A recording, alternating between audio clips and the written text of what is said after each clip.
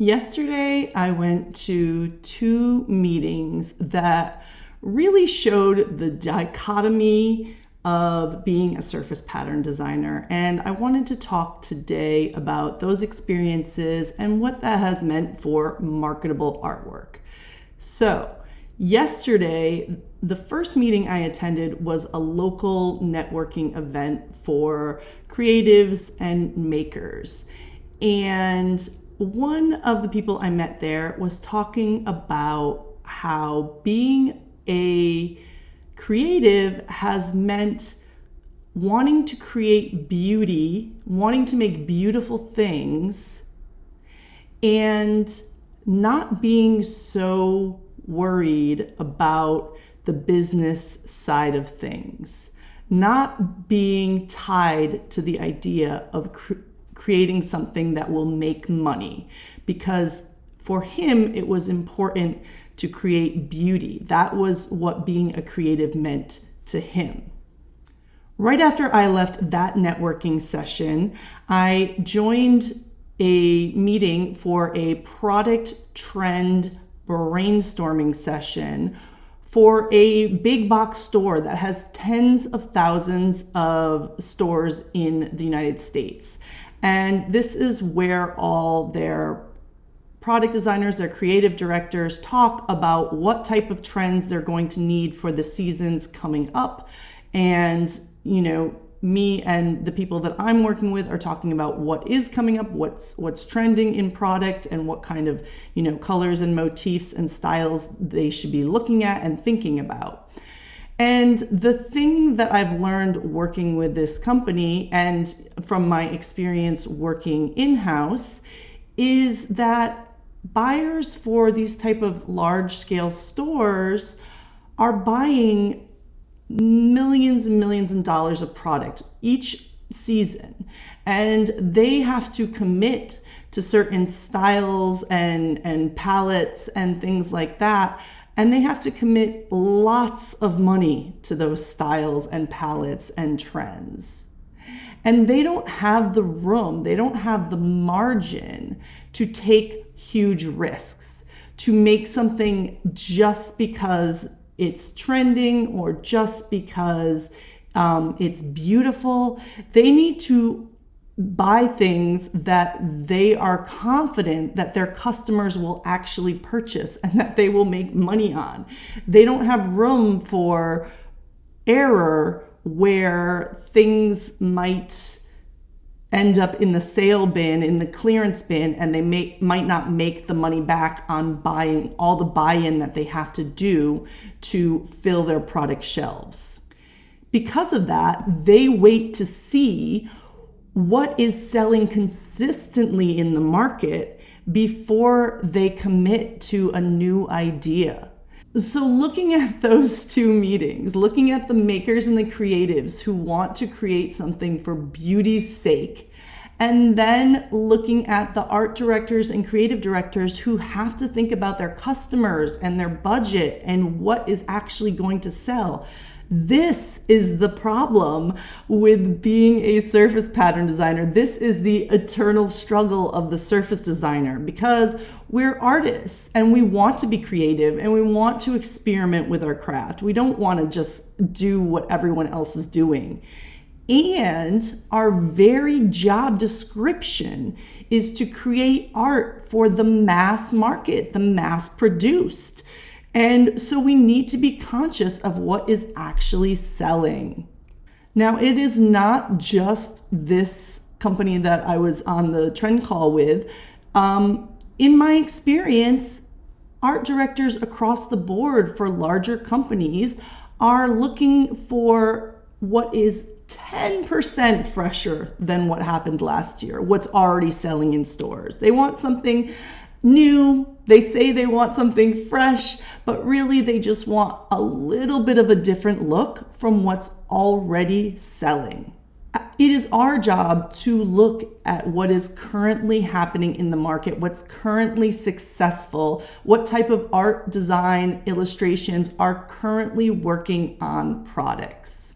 The best way to do this is to make sure you are paying attention to what's happening in the marketplace. Go window shopping, go shopping in stores, go shopping online.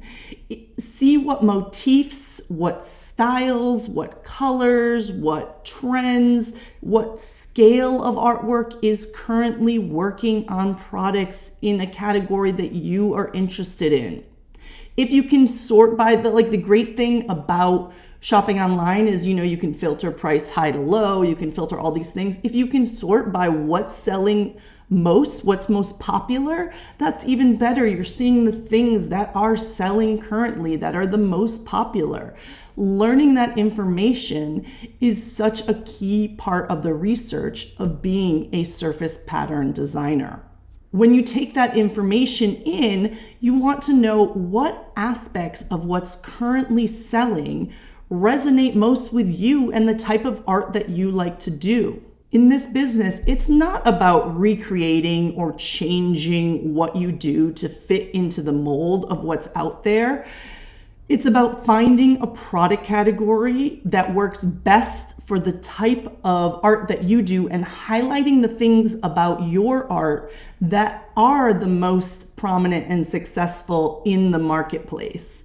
Taking the aspects of the things that you do that work the best for the market and showing those off, leaning into those type of things. I'm not discouraging you from being creative and doing something really fun and crazy, but just remember that in order to create for mass marketed products, you're going to have to think a little bit more commercially. So doing that more sort of out there, not really seen in the market type artwork is something that may not lead to as much success in surface design as you hope. You might be more suited for doing your own line of products, for doing handmade, handcrafted artisan work, or working with smaller local companies who are looking for something a little bit more hand done, rather than something that's going to be sold in Target or Walmart or TJ Maxx, because these are big stores that have large customer bases. So when you're doing that window shopping, when you're looking around at what is selling, you don't have to change your work, but you have to think about what works best with the type of thing you do. So for example, maybe you do really beautiful, detailed botanical flowers. You're really skilled at that. God bless you, because I am not. Mine are the most stylized, boring flowers, but maybe you do really detailed, beautiful work. If you've been taking those designs and shrinking them down and putting them into repeat for quilting fabric, because quilting fabric is a form of surface pattern design and that just seems like the way to go, you might be selling yourself short. You might not be highlighting what is best about your work. So what you do might not need to be shrunk down or put into repeat. If you draw beautiful flowers and details and have a lovely style, you might be best suited for something like wall art or greeting cards, where you can just have one single flower, whether it's greeting card size or wall art size, to be looked at directly and so that the consumer can enjoy your skill at drawing. When you shrink things down and put them into repeat, maybe it's not showing off your skill set. So maybe fabric repeating patterns is not the way to go for you. That's just one example of how you can think about what is best about your art and what is happening in the marketplace, and how can you marry the two to make sure what you're doing is working for the commercial market. When we think about our work in the scope of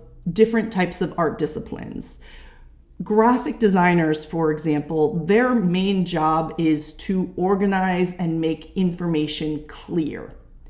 Illustrators, their job is to tell a story with their pictures, whether it's going alongside an actual written story or showing off what is happening in an article. It is making a story clear.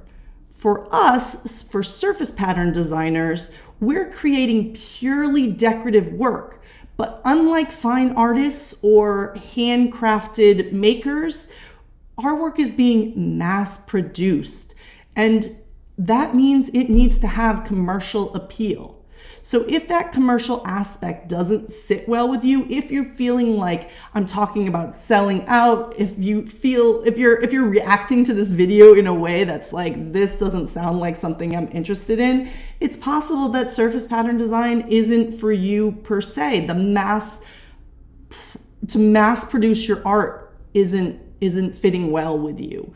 And again, maybe that means that you're going to be in a better place if you're manufacturing your own goods, which you can do, whatever type of art you want, and try to find that niche customer that might be interested in your art, because there's a customer for everyone, right? It just might not be the Target customer or the Walmart customer, because again, those art directors are spending a lot of money, and they're not picking out, they're not buying 5 of something and putting it into one particular store where that customer is. They're buying, hundreds of thousands of an item, and it's got to work for everyone who shops at Target. So that is the difference between trying to work with these big box stores and trying to have our work be available for the commercial market, and doing something a little bit more handcrafted or smaller batch or local. So take that into consideration when you're thinking about your art. If you're looking to make these big connections with larger scale national clients, think about how your art fits into the commercial market.